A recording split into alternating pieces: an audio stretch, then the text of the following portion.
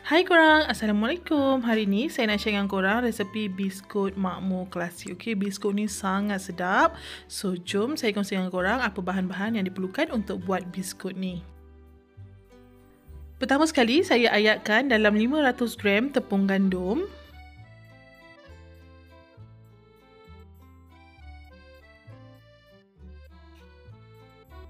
Kemudian, 60 gram gula icing.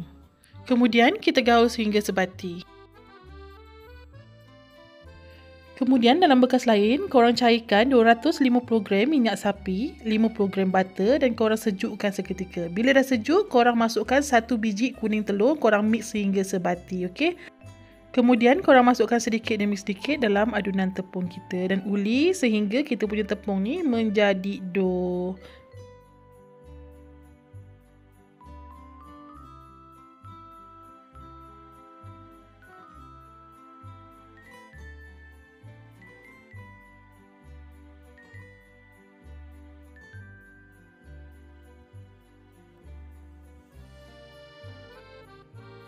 Okey, bila adunan kita dah sebati, saya tambahkan sedikit pewarna hijau. Kalau korang nak lebih mudah, korang boleh masukkan korang punya pewarna tadi dekat minyak sapi yang telah kita cairkan tadi. Kemudian kita uli sehingga colour ni sebati, okey? Okey, untuk intinya pula saya menggunakan kacang tanah yang telah disangai dan dikisar. Saya beli dekat bakery sahaja, lebih mudah. Saya tambahkan 1 sudu margarine ataupun butter. Kemudian saya tambahkan 1/2 cawan susu manis. Kalau korang nak senang, korang boleh tambah ataupun tukar susu manis kepada gula icing. Untuk ukuran gula icing tu, korang boleh agak-agak sahaja, okey? Dan susu manis ni saya masukkan hanya sekadar kacang ni boleh dikepal sahaja. Korang jangan masukkan terlalu banyak.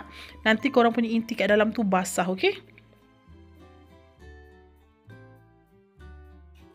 Okey, bila dah siap, so kita dah bolehlah buat kita punya kuih. Okey, so saya ambil adunan. Saya suka menggunakan 1/2 tablespoon dan saya masukkan kacang tanah. Ada orang dia buat bentuk daun, bentuk bulat. Terserah kat korang nak buat bentuk macam mana. Okey, so kita siapkan dulu sehingga adunan kita habis.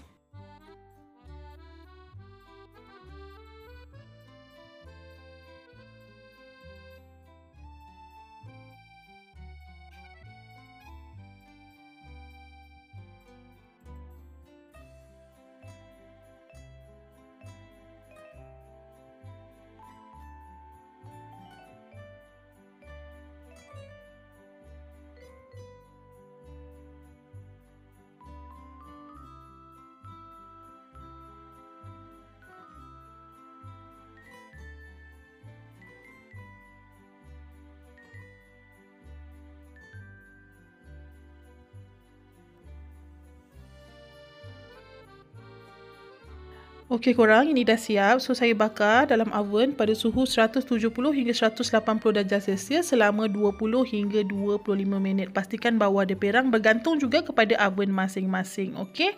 So bila dah siap, korang sejukkan seketika, jangan terlalu sejuk. Suam-suam tu korang dah boleh gaul dengan gula icing. Ada orang dia nak gaul dengan gula icing dan susu, boleh je, tak ada masalah, terserah ikut korang, ikut cita rasa masing-masing. So kat sini saya dah siap. Saya masukkan dalam paper cup, okey?